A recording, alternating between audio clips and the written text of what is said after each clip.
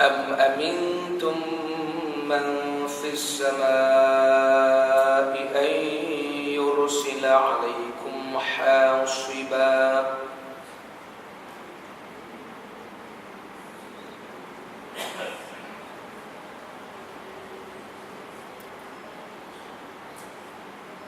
فستعلمون كيف نذير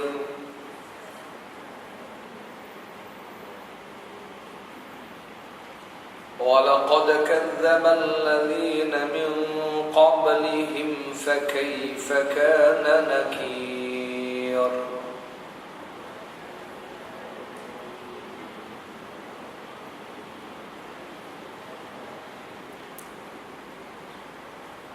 أولم يروا إلى الطير فوقهم صافات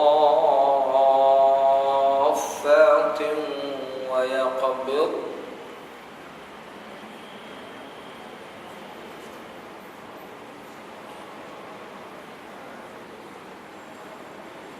ما يمسكهن إلا الرحمن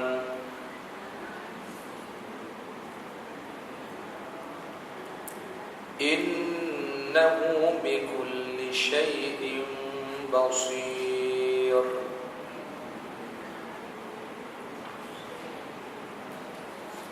صدق الله العظيم. Jadi alhamdulillah, hari ini kita masuk pada ayat yang ke-16 daripada 30 ayat surat Al-Mulk ini. Pada ayat yang lalu kita telah membincangkan beberapa penjelasan Allah Subhanahu wa taala tentang manusia yang menghuni neraka sa'ir. Sehingga ditanyakan kepada mereka, alam ya'tikum nadhir, apakah tidak datang kepada kamu nadhir, pembawa amaran? Mereka mengaku qalu bala, bahkan sudah sampai pembawa amaran itu. Fakadzabna, kami dustakannya, kami tidak mempercayainya. Itulah yang dikatakan sifat manusia. Jadi Al-Quran ini menceritakan sifat manusia yang berulang-ulang sejak dulu sampailah kiamat. Begitulah sifat manusia. Kalau kita sebut hari ini ada orang mencela Rasulullah, dulu pun memang ada. Kalau hari ini kita tengok orang bersumpah dengan nama Allah, dulu pun ada. Kalau hari ini kita tengok orang memfitnah manusia, dulu pun ada. Cuma dulu tak masuk mahkamah, sekian dimaklumkan. Faham? Ya. Cerita fitnah ini, jangan kata kita manusia biasa. Nabi Musa itu difitnah oleh saudaranya Qarun. Qarun tu dia sepupu Nabi Musa. Dalam satu peristiwa di mana Qarun, oleh kerana marahnya dia kepada Nabi Musa AS, dia upah seorang perempuan supaya perempuan itu mengisytiharkan dia adalah orang yang telah dirugul, yang telah melakukan seks dengan Nabi Musa. Itu kalau baca Quran jumpa kisah itu, bagaimana fitnah yang ditaburkan oleh Qarun kerana dia banyak duit, dia banyak harta. Sehinggalah dibersihkan pribadi Nabi Allah Musa AS. Kalau kita bercakap soal orang yang apa lagi, menentang Rasul, tak percaya dengan segala pesanan Quran, dulu pun sudah ada. Maka inilah yang dikatakan Quran ini relevan sepanjang zaman. Sampailah kita masuk membincangkan ala ya'lamu man khalaqa wa huwal latiful khabir pada ayat yang ke-14 yang lalu. Setelah Allah Ta'ala bertanya, menceritakan hal ehwal ahli neraka itu, pengakuan yang mereka lakukan, fa'tarafu bidambihim fasuhqan li ashabi sa'ir, mereka mengaku kesalahan yang mereka lakukan. Allah berfirman, kalau begitu tidakkah Allah menciptakan sekalian makhluk itu, mengetahui segala-galanya? Sampaikan yang halus-halus, Al-Latif, Al-Khabir. Allah itu maha halus ilmu pengetahuannya, Al-Khabir, dalam perkara-perkara segala hal, urusan itu semua Allah tahu. Dan juga Allah Ta'ala berfirman, huwallazi ja'ala lakumul arda zalulan famshu fi manakibiha wa kulu min rizqih. Dialah Allah yang jadikan muka bumi ini zalulan, untuk mudahkan kamu berjalan, mudah untuk mencari rezeki. Famshu fi manakibiha, maka berjalanlah kamu di ceruk rantaunya. Wa kulu min rizqihi, makanlah segala hasilnya. Semua ini nak menggambarkan kepada kita bahawa segala kurniaan yang kita makan, rezeki yang kita dapat ini adalah dari Allah Ta'ala. Lalu Allah berfirman, ambillah apa kamu nak makan, makanlah. Apa yang kamu nak guna, gunalah. Tapi ingat, wa ilaihi nusyur, kepada aku nanti kamu semua akan kembali. Oleh demikian, Allah Ta'ala buat larangan-larangan itu, ada yang diizin, ada yang dilarang, supaya manusia dalam berjalan ini kena berhati-hati. Jangan kerana cari harta semuanya dihalalkan belaka. Kerana itulah Allah mengingatkan, wa ilaihi, dan kepadanya, kepada Allah, an-nusyur, manusia itu besok akan dibangkitkan, akan dibangunkan manusia menghadap Allah Subhanahu wa taala. Para jemaah rahmat Allah, masuk ayat yang ke-16. Amintum. Itu dipanggil istifham. Allah Taala bertanya, adakah? Amintum, kalau amantum maknanya telah beriman. Amin maknanya telah aman. Adakah telah aman kamu semua? Man fis samai,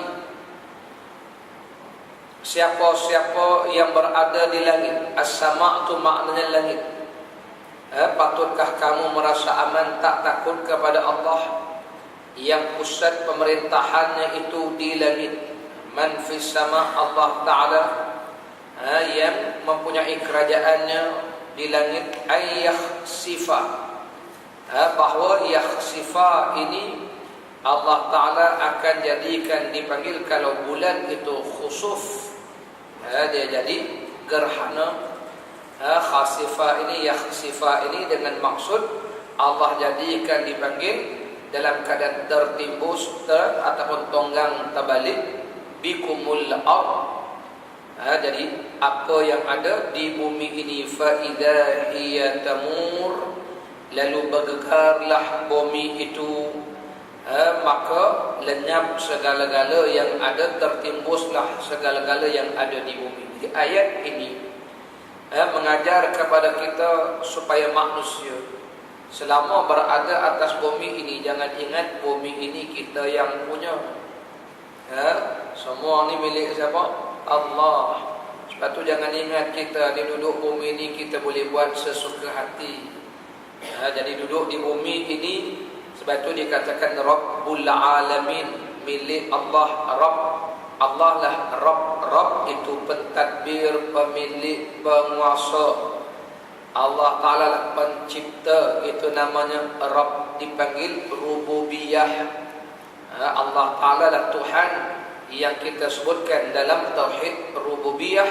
Allah lah yang kita kena esakan di segi penciptaan, pemilikan. Jadi kita jangan ingat bumi ini kita punya, boleh buat sesuka hati kita.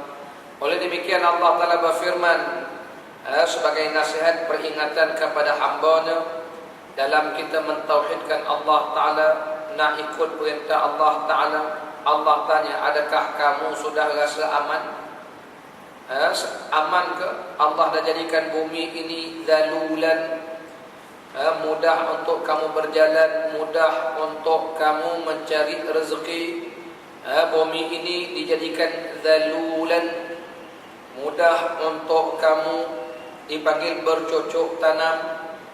Zalulan, bumi ini dijadikan lembut, tidak dijadikan keras supaya mudah bercocok tanam, dan ada bahagian yang keras untuk bina bangunan. Jadi Allah Ta'ala tanya, kalau begitu Allah tanya manusia, mengapa manusia tak pedulikan lagi perintah Allah Subhanahu wa taala? Tidakkah kamu itu takut kepada Allah yang boleh menjadikan segalanya tunggang terbalik? Itu maknanya ayat tadi, aamintum man fis samai ay yakhsifa bikumul ardh fa idza hiya tamur. Jadi Allah tanya kita, Allah tanya supaya kita berfikir, adakah manusia rasa dia boleh aman setelah dia buat segala macam bencana musibah atas bumi ini, padahal Allah lah man fis samai, pemerintahannya, kerajaannya, pentadbirannya yang terletak di langit itu. Mengapa dikatakan langit? Kerana itu dipanggil isyarat kepada ketinggian. Bukan Allah duduk di langit, Allah bertempat, tidak. Macam kita berdoa, kenapa tadah tangan ke langit? Mengapa kita mendoa ke langit? Rasulullah sendiri ketika minta supaya dipalingkan kiblat daripada Baitul Maqdis menghadap ke arah daripada Masjid Aqsa, Baitul Maqdis menghadap ke Baitullahil Haram, Allah berfirman, qad nara taqalluba wajhika fis sama. Seringkalilah kami melihat engkau wahai Muhammad mendongak-dongakkan wajahmu ke langit. Sebab Rasulullah minta supaya paling kiblat. Mengapa ke langit? Itu dipanggil isyarat kepada ketinggian. Bukan maknanya Allah duduk di langit. Walaupun kita baca dalam ayat-ayat mutasyabihat, Allah Ta'ala bersemayam di atas arash. Arash itu, kursi itu dipanggil perlambangan. Macam juga ada tuanku yang di Pertuan Agung, di mana tempat tinggalnya istana negara tu. Istana negara tu. Tengok adakah tuanku 24 jam duduk situ duduk ya. Itu nama dia panggil perlambangan. Tuanku bersemayam di atas singgah sananya istana dia. Duduk situ ke dia? Entah duduk mana kita pun tak tahu. Jadi itu namanya lambang pemerintahan. Macam tu juga kursi. Allah buat kursi. Mengapa ada kursi? Yang Allah berfirman, wasi'a kursiyuhus samawati wal ard. Luas tak luasnya kursi yang Allah buat tu seluas langit bumi, luas dia. Besok di hari akhirat, yang diizinkan untuk duduk di kursi itu hanya Nabi Muhammad SAW, yang dibahaskan oleh para ulama dalam membincangkan maqam Mahmud. Rasulullah ni ada satu maqam namanya maqam Mahmud. Maqam Mahmud Rasulullah menurut sebilangan ulama ialah besok akhirat Allah letakkan Rasulullah atas kursi Allah itu. Tak ada nabi yang dapat duduk di kursi itu. Kursi 4 kaki macam kita, kursi ada 4 kaki, tapi luas langit bumi. Untuk apa? Adakah Allah duduk atas kursi? Dah, itu lambang. Betul hari ni orang duk sibuk rebut apa dia? Kursi. Itu yang pasal ada yang tak boleh tanding kursi tu. Faham? Tak faham tak apa lagi bagus. Itu pasal berebut kursi lah. Pasal berebut kursi. Adakah nak ambil kursi? Itu namanya lambang. Lambang. Siapa yang banyak kursinya di parlimen, siapa yang banyak kursinya, jadi itu kursi itu dibagi perlambangan. Begitulah kita bila sebut Allah Ta'ala kerajaannya di langit, bukan bermakna Allah Ta'ala bertempat, wal'iyazubillah. Menjadikan Allah ini bertempat dipanggil ini i'tiqad mujassimah, yang terkeluar daripada i'tiqad ahli sunnah wal jamaah. Jadi tuan-tuan, puan-puan, ibu-ibu, bapak sekalian kena ingat, jangan kata Allah bertempat. Cuma kalau nak kata Allah Ta'ala dipanggil bertakhta di arash, boleh, tapi jangan lihat Allah macam lihat kita duduk atas arash, atas kursi. Waliyazubillah. Itu namanya mujassimah, mentajsimkan, menjadikan jisim Allah macam jisim manusia. Kalau begitu macam mana? Macam itulah. Bagaimana? Begitulah.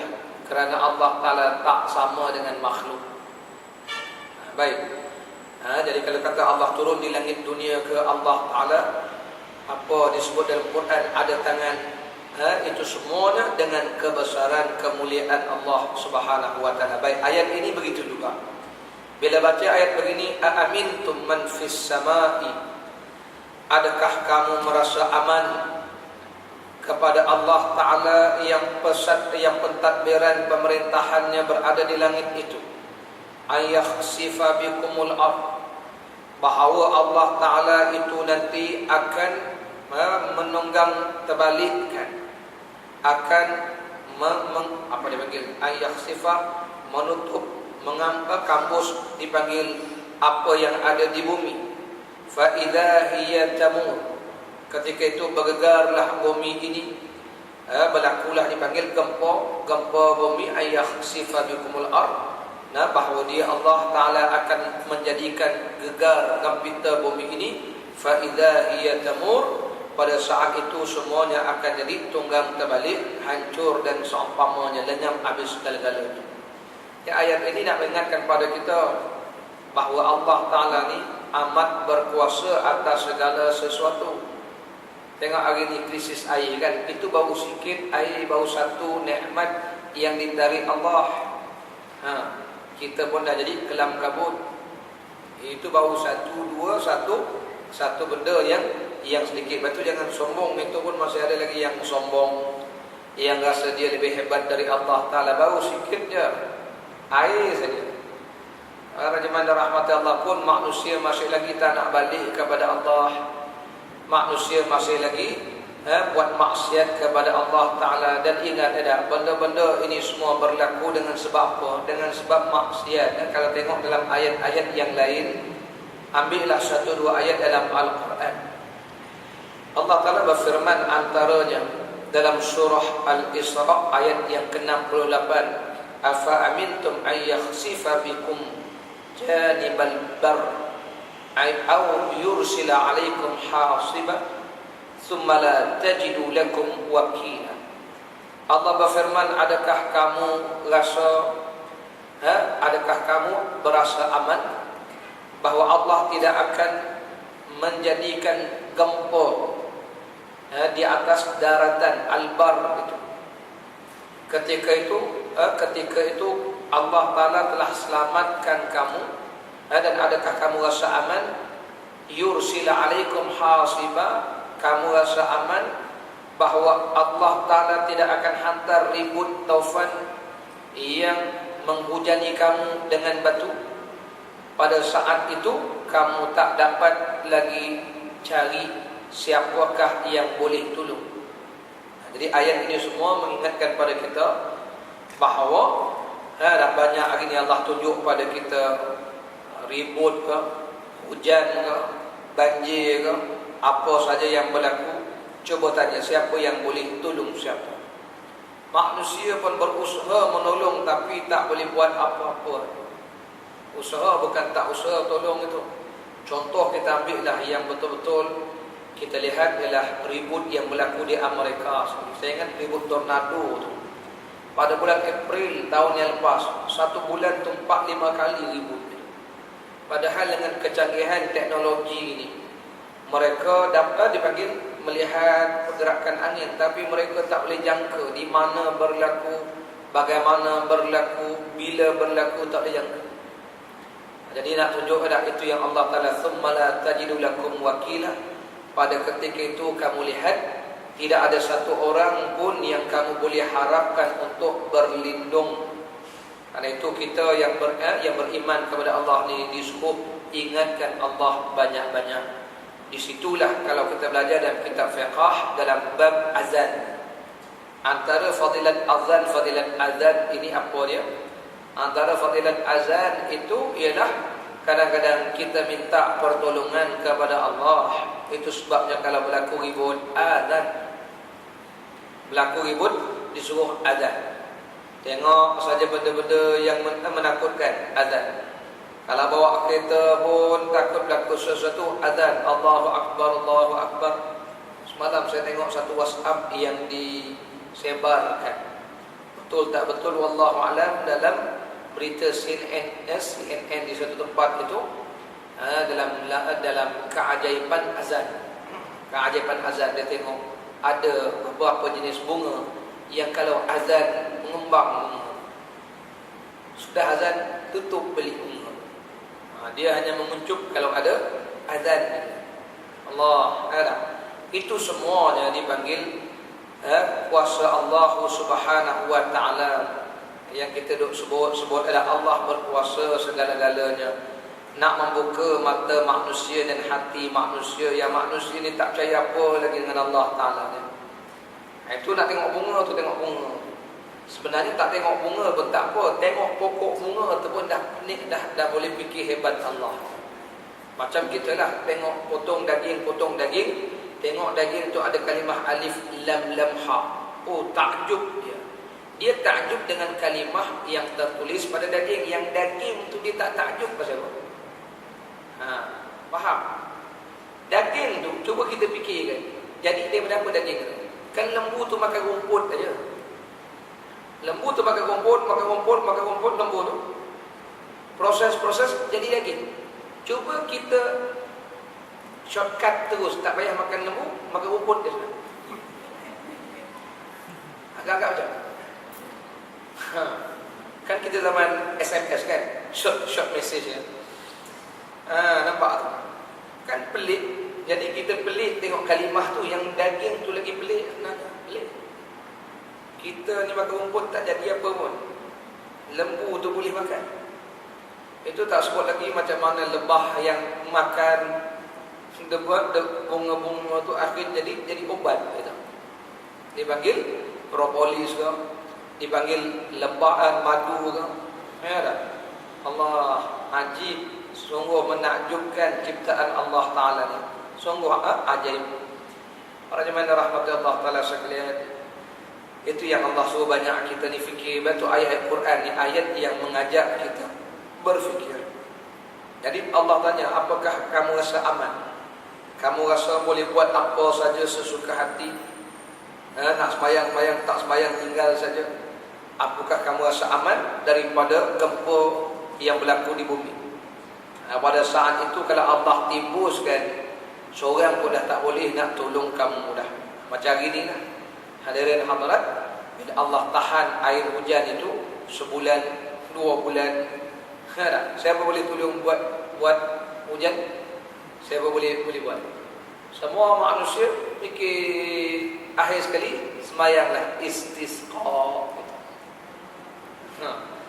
Allah yang hadirin dan para jemaah rahmat Allah kalian ni, siapa boleh buat hujan? Itu pun manusia ada yang fikir, ada yang tak fikir lagi. Itu baru cerita hujan, air. Buatlah satu benda yang menyamai air itu. Yang kita tak perlu air hari ini, kita boleh cari alternatif kepada air. Ada? Tak ada lagi. Jangan kata nak cari alternatif kepada air. Nak buat air itu pun manusia terkial-kial mencarinya.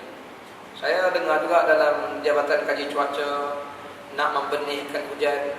Dia rupanya nak benih hujan ni pun dia kata bukan sentiasa boleh buat. Dia kena tengok juga suasana, keadaan dan bagai-bagai. Maknanya hadirin hadirat para jemaah rahmati Allah, manusia ni tidaklah sehebat yang kita sangka. Kalau begitu ingat pada Allah banyak-banyak.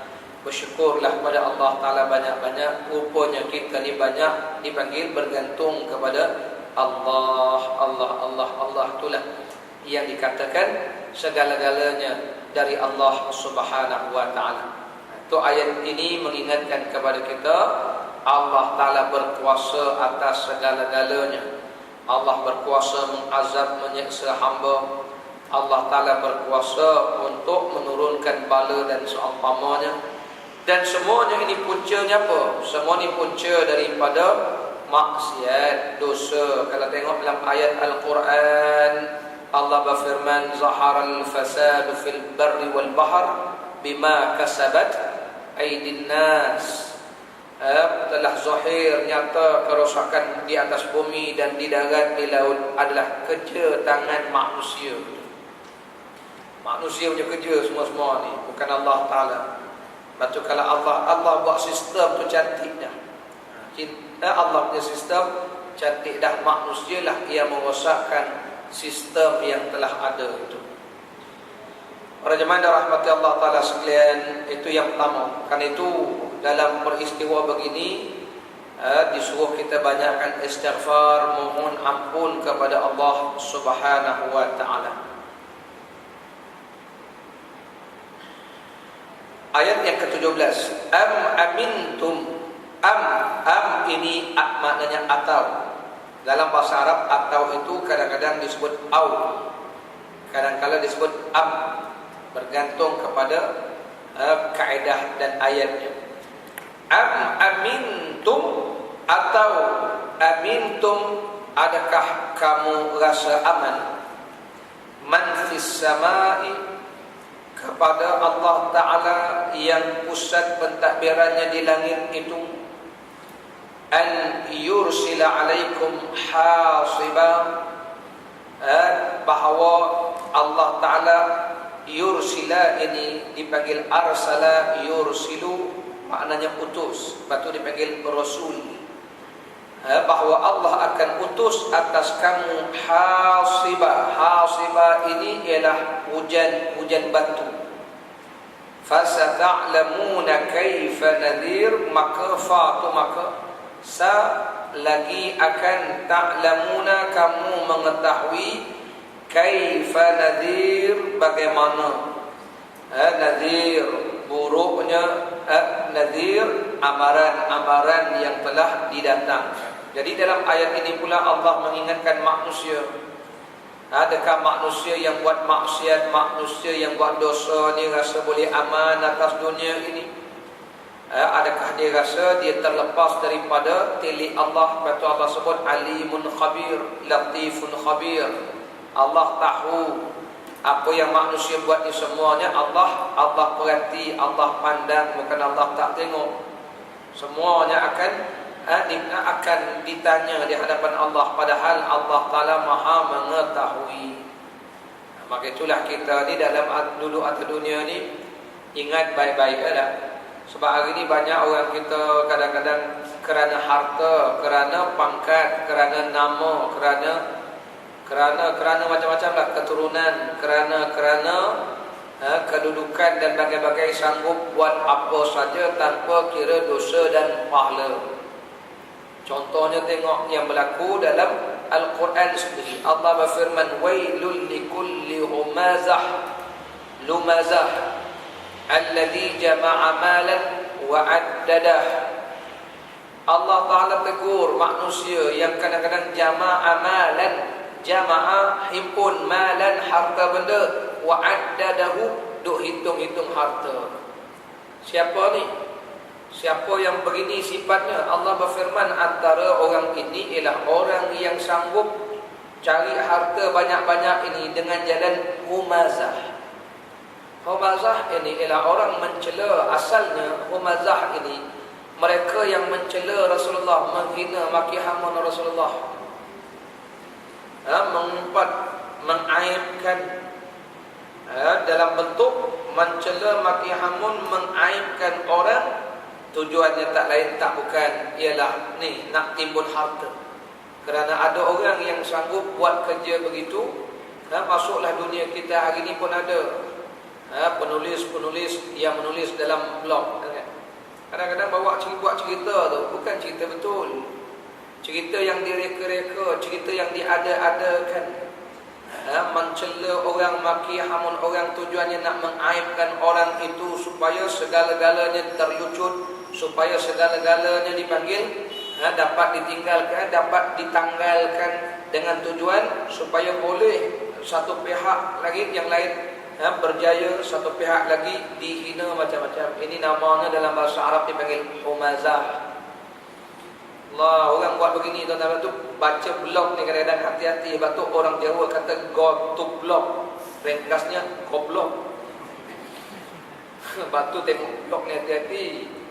Ini ada jenis orang cari harta ni, dia lupakan Allah Ta'ala. Betul Allah Ta'ala tanya, kamu boleh rasa aman ke hidup macam tu? Kamu rasa kamu aman ke daripada azab Allah Ta'ala yang Allah timpakan pada kamu itu? Itu sebab Allah Ta'ala murka. Wail, Allah berfirman, wail, celaka orang macam ni.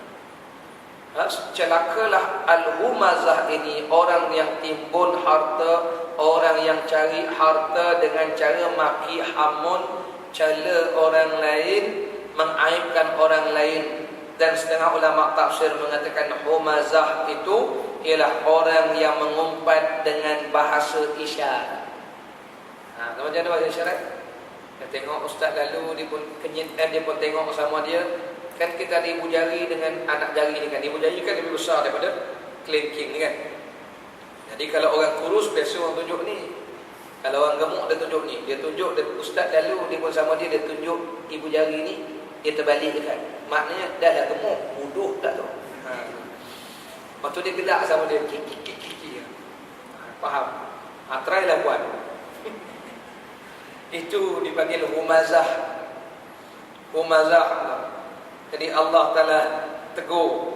Ini golongan-golongan nerakawin. Jadi kita ni dalam bab-bab begini kena elakkan. Walaupun kita boleh cari harta, kita boleh jadi kaya, tapi jangan jadi kaya, jangan himpun harta. Wa'addadahu, hitung makin banyak. Rupanya cara dapatnya dengan cara humazah. Ini yang ditanyakan, adakah amintum man fis sama'? Adakah kamu rasa kamu terlepas, rasa aman daripada Allah Ta'ala yang pentadbirannya dia ni? Kamu rasa kamu boleh terlepas kan? Ini humazah namanya. Kalau lumazah itu setengah ulama tafsir menyebutkan lumazah ini orang yang mengumpat, mencela dengan isyarat mata, main mata. Kadang-kadang dia kenyit-kenyit mata, lepas tu dia tahu, suka. Ataupun dia main angkat-angkat kening, itu dipanggil lumazah. Jadi kita kalau tak suka kat orang pun tak apa, jangan tak suka kat orang, pakat sama kita, kawan tu lalu angkat kening betul sama gelap, faham, sama-sama faham. Main kenyit-kenyit mata, itu namanya lumazah. Jadi Allah tegur orang yang himpun harta cara begini, cari harta cara begini. Inilah antara faktor-faktor azab Allah Ta'ala. Waliyazubillah. Kemudian Allah berfirman, alladzi jama'a mala wa 'addadah. Mereka tu orang yang himpun harta tadi, cari harta begitu, itu duk hitung itu harta. Yahsabu anna malahu akhladah. Dia sangka, yahsabu ni maknanya dia hisab, dia hitung, dia fikir, dia kira. Yahsabu anna, bahawasanya malahu akhladah. Adakah dia sangka mal, harta dia itu akhladah, boleh jadikan dia kekal kat dunia? Jadi Allah Ta'ala suruh kita fikir. Orang yang duk timpun harta, orang yang cari harta dengan jalan begitu, sanggup mengaibkan orang. Orang begini, memang setengahnya mendapat upah yang mahal. Umpama apa yang berlaku kepada orang yang mencela Rasulullah SAW. Setengah-setengah orang yang mencela Rasulullah ni, percaya tak percayalah tuan-tuan, orang nak menjatuhkan agama Allah ni, sebahagian mereka memang mendapat upah yang besar. Dibayar ni, memang dibayar. Menulis untuk tujuan mencela Rasulullah hari ni. Ya. Begitu juga ada setengah orang memang dibayar menulis untuk mengaibkan orang. Carilah apa jalan, yang penting aib dia dibuka. Aib dia itu diada-adakan ataupun dibongkar. Sebab itu kadang-kadang kita dengan WhatsApp ke apa zaman sekarang, WhatsApp ke FB ke Instagram ke Telegram ke apa kan ni, hati-hati aib orang tak. Contoh tuan-tuan, tengok ada gambar-gambar orang yang kadang-kadang gambar, minta maaf lah baru ni pun kita pun tak setuju juga. Bila ada kawan-kawan kita, kan ada seorang artis tu sudah bercerai kan, namanya dirahsiakan lah. Kalau tuan-tuan berkenan pun tunggulah, tinggal 2 bulan je lagi. Masih dalam edah lagi ya. Tak tulis masuk WhatsApp, tulis abang, I tunggu you. Janganlah macam tu. Kawan tu dalam edah lagi.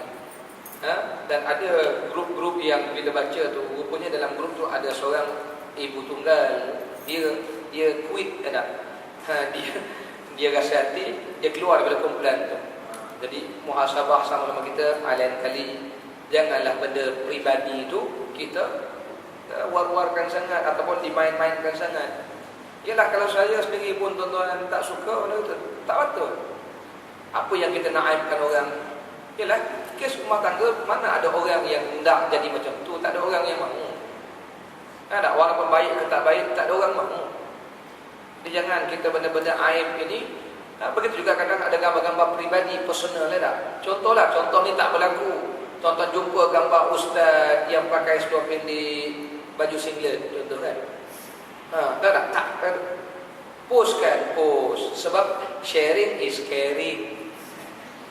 Caring apa? Itu sharing is daring dia bagi. Tak? Lepas tu komen pula, tak sangka nampak je warak ngajar kita tapi pakai dah. Gambar dia dalam rumah dia, memang dia pakai lebih pendek ikut dia.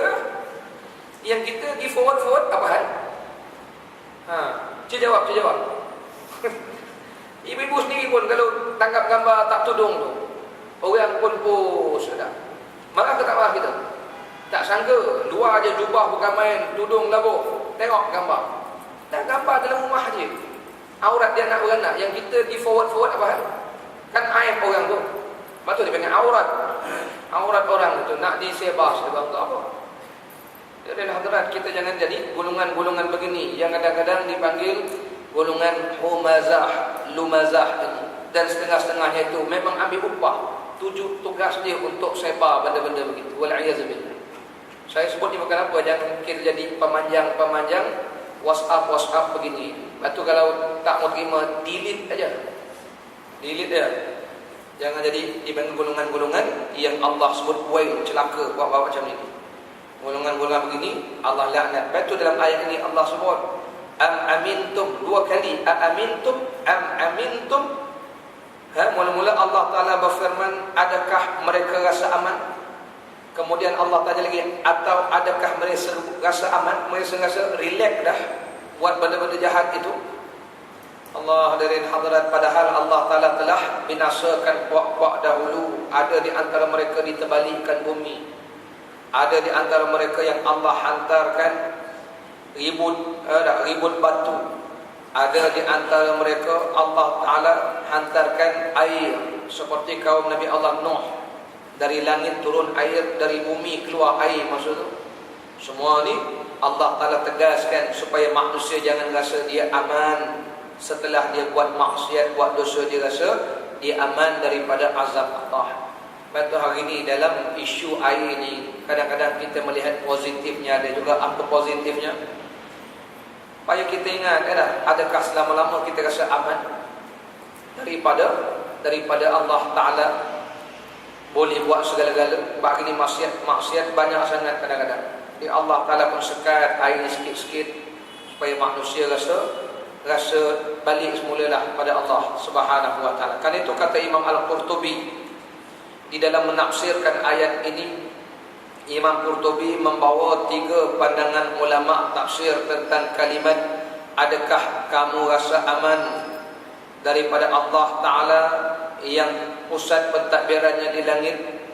Adakah kamu rasa aman bahawa Allah tidak akan hantar kepada mereka itu hasibah, bahawa Allah tidak akan hantarkan kepada mereka hasibah. Hasibah ini diterjemahkan oleh para ulama dengan tafsiran mereka. Ada 3 tafsir yang disebut oleh Imam Qurtubi. Pertama, adakah mereka rasa aman daripada hijarah minas sama, lemparan batu dari langit, sebagaimana batu yang telah dikirimkan untuk membinasakan kaum Nabi Allah Lut alaihi salam, dan bagaimana juga Allah telah binasakan Abrahah yang cuba meruntuhkan Kaabah. Itu tafsiran pertama.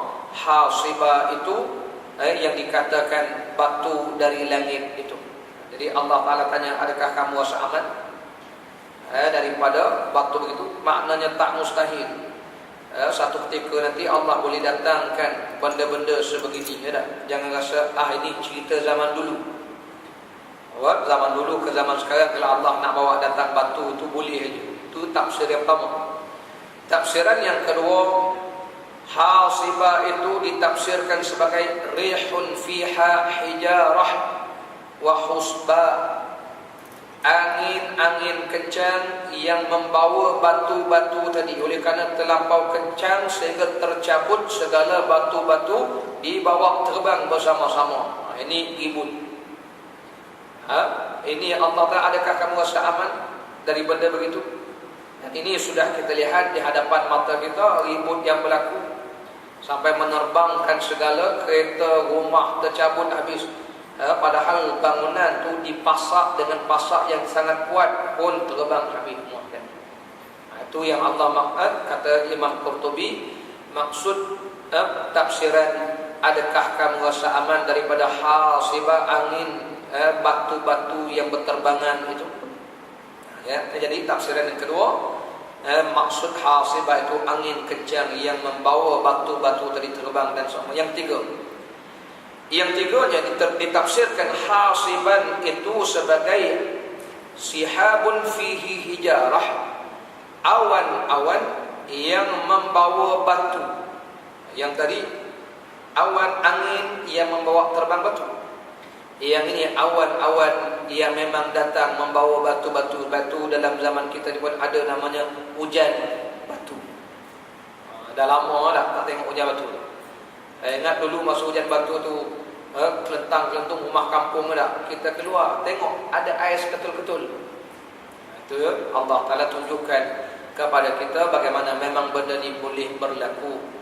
Ini semuanya menggambarkan kepada kita bahawa Allah Ta'ala boleh saja mendatangkan segala macam musibah kalau manusia sudah lupakan Allah, sudah lagi tidak mahu tunduk kepada Allah. Inilah yang disebutkan oleh Aisyah radhiyallahu anha dalam sepotong hadis baginda yang mafhumnya.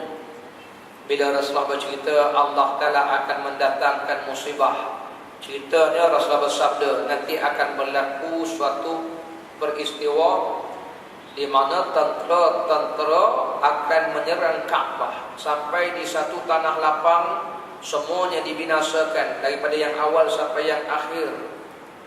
Padahal di situ ada orang yang berniaga, yang dosa, yang tak dosa, semua ada kat situ. Lalu Aisyah tanya, ya Rasulullah, macam mana dibinasakan semuanya? Padahal di situ wafina salihun, padahal di situ ada orang baik, ada orang jahat. Maknanya kalau yang binasa tu orang jahat, memang padanlah sebab mereka yang buat jahat. Ini orang baik-baik pun, yang di situ ada orang yang berjual beli, ada anak, ada orang tua, laki, perempuan yang berniaga. Macam mana semua sekali dibinasakan? Sabda Rasulullah akan dibinasakan daripada yang awal sampai yang akhir itu semua mati belaka. Lalu dibangkitkan akhirat besok ala niyatihim, atas niat mereka masing-masing. Dalam satu riwayat yang lain pula Aisyah tanya, macam mana dibinasakan wafina salihun, padahal bersama-sama kita ni ada orang soleh, orang baik-baik. Makna kata kalau ikut akal kita, kalau ada orang soleh, memang Allah akan beri keamanan, keselamatan. Lalu Aisyah tanya, macam mana dibinasakan juga wafina salihun, padahal di kalangan kami itu ada orang soleh. Sabda Rasulullah, akan dibinasakan idza kasurat khabath, kalaulah kemaksiatan sudah melampau-lampau, sudah terlalu banyak sangat maksiat itu, Allah tetap akan turun binasa juga. Itu kita ni kadang-kadang disuruh banyakkan taubat dan istighfar. Itu semuanya sebagai benda yang mengingatkan kita semua. Akhirnya tuan-tuan, Allah Ta'ala berfirman, fasata'lamuna kaifa nadhir. Fasata'lam, maka dengan itu kamu akan mengetahui nanti bagaimana buruknya kaifa nadhir, tentang amaran-amaran yang telah disampaikan itu. Betullah Allah telah beri kita amaran. Lalu ulama-ulama menafsirkan apakah amaran yang Allah bawa datang. Ini namanya nazir. Nazir ni amaran. Kita sebut dua benda. Satu basyiran, kedua naziran. Kalau kereta ni, kereta lampu depan tu dipanggil basyir. Sebab tu kalau ada lampu depan, jalan malam, ada spotlight, seronok. Masa yang sama, kereta kita belakang ada apa dipanggil belakang tu? Sensor. Untuk apa? Kalau jalan ke depan, basyiran itu, lampu tu mustahab. Kalau nak undur belakang, nadhiran. Dia dipikir sensor tu mustahak. Lepas tu sensor tu dia berbunyi, tet, makin dekat, makin kuat ke makin pelan, makin kuat, tet. Kita pun buat tak peduli, menyemak je, bising. Tak, tet, kita pun buat tak peduli, kita degang. Masuk parit, baru menyesal. Itu namanya nadhir, amaran. Jadi Allah Ta'ala berfirman, kaifa nadhir. Batu dalam ayat yang lalu dah dibacakan, alam ya'tikum nadhir, tidak datang ke orang bawa amaran. Amaran ini pertama kata para ulama, amaran yang Allah datangkan pada kita, Quran ini sendiri adalah pembawa amaran. Batu Quran ingatkan kita macam-macam peringatan. Satu, yang kedua yang pembawa amaran adalah Rasul. Kalau dalam bab sakit ini, dalam tafsirul Quran, kalau sakit kita sakit dibagi dalam hidup kita ni, antara pembawa amaran Quran, Rasul. Yang tiga, amaran yang datang pada kita sakit itu pun amaran juga. Ada amaran menunjukkan kita ni tak cekap mana. Batu ada doktor cekap bawah, itu amaran. Yang tiga, yang keempat, amaran kita ni dah tumbuh uban, ni amaran.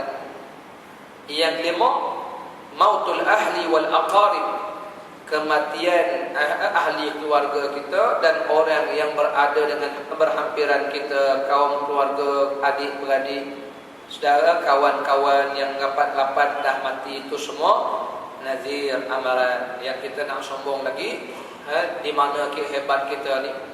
Lepas tu bila orang sombong dah, cuba tanya dia, boleh tak dia beri kita umur panjang sikit? Dia sendiri pun tak boleh. Nak tolong macam mana, ustaz, saya pun tak garanti. Tadi bukan main hebat lagi. Boleh tak dia bagi extend umur dia? Masuklah yang berlawan Rasulullah itu. Dah umur dah 80 lebih kawan tu. Itu pun masuk buat baru ni pun orang jumpa tak insaf juga tu. Cuba ingat tak? Yang kita nak lawan Rasulullah, nak lawan Allah Ta'ala ini, Allah dah beri macam-macam peringatan kepada kita. Itu namanya alam ya'tikum nadhir fasata'lamuna kaifa nadhir. Ini amaran-amaran semua yang telah datang. Jadi kesimpulannya, betapa penyayangnya Allah Subhanahu wa Ta'ala. Allah ni sebenarnya sayang pada makhluk. Betul, Allah sayang kita. Allah beri dulu sedikit amaran. Ini apa tujuannya tuan-tuan? Supaya kita ini kembali kepada Allah, jangan makin balik. Betul, umur kita yang dipanjangkan oleh Allah ini, sebagaimana ditanya kepada Al-Imam Al-Ghazali. Apa kata Imam Al-Ghazali rahimahullah? Umur yang Allah beri kita ni sedikit panjang adalah peluang untuk kita bertaubat, peluang untuk kita kembali kepada Allah Subhanahu wa Ta'ala. Maka itu Allah berfirman dalam Al-Quran, Allah Ta'ala sebutkan kepada kita, para jemaah, awalam nu'ammirkum ma yatadhakkaru fihi man tadhakkar wa ja'akumun nadhir. Apakah tidak kami panjangkan umur kamu itu? Jadi Allah tanya kita, bukankah aku dah beri panjang umur? Inilah peluang kita. Sekarang itulah saya rasa yang boleh kita bincangkan. Moga-moga dengan dua ayat yang kita baca ini, kita bukan makin jauh kepada Allah, tetapi semakin dekat dan kembali kepada Allah. InsyaAllah nanti kita akan masuk kepada ayat-ayat bagaimana Allah membuktikan kekuasaannya, dengan Allah menyebutkan awalam yarau ila tayr, apakah kamu tak tengok burung-burung itu. Semuanya ayat-ayat yang mengajak kita berfikir. Begitu juga Allah Ta'ala berfirman, bagaimana yang kita sebutkan berulang kali, air yang kita minum, awalam yarul insanu apa Allah sebut dalam Quran, afara'aytumul ma'a alladhi tashrabun a antum anzaltumuhu minal muzni am nahnul munzilun. Adakah manusia, apakah kamu tak tengok kepada air yang kamu minum itu? Kami yang bawa turun ke kamu yang bawa turun dari langit itu? Di ayat-ayat ini semuanya menyuruh kita banyak-banyaklah muhasabah dan berfikir. Wallahu ta'ala a'lam. Sekadar itu semoga dirahmati Allah Ta'ala sekalian. Hadirin hadirat, kalau ada soalan, saya silakan pada Dr. Basit untuk jawab. Wallahu a'lam. Bismillahirrahmanirrahim. Muhammad wa ala alihi wa sahbihi wa baraka wa sallam. Kita tangguh tasbih kafarah dan surah al-Asr. Subhanakallahumma bihamdika asyhadu an la ilaha illa anta astaghfiruka